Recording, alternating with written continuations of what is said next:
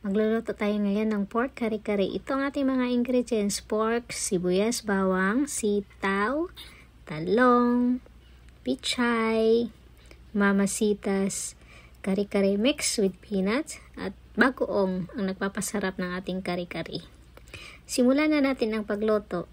Maglagay ng mantika sa kawali. Pagkainit ng mantika, ilagay na natin yung bawang. Haluin lang ng konti. At sunod na natin lagay ang sibuyas. Pag nag-turn na brown ang kulay at mabango-bango, isunod na natin lagay yung ating pork.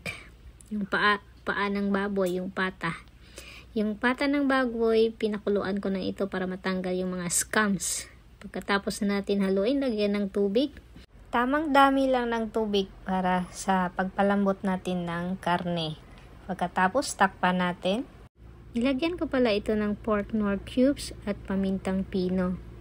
Habang pinapakuluan natin yung karne, maglagay tayo ng konting tubig sa bowl at haluin natin ang mamasitas kare-kare mix. Tunawin natin ng konti sa tubig at saka natin ilagay ito sa ating pinakuluang karne at palaputin natin ito hanggang sa kumunti na lang ang tubig.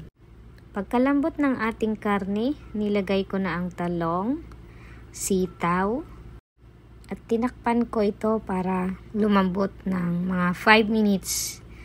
Pagkatapos, nilagay ko ang pechay.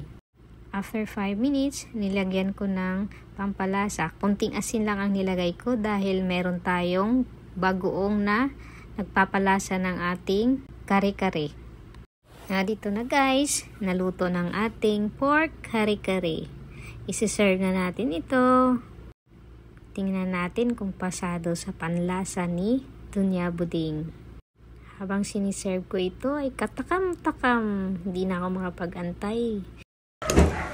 Masarap to. Tikman mo, konting bagok. Oh. Ganito daw yun. Parang pagkain ito. Kare-kare.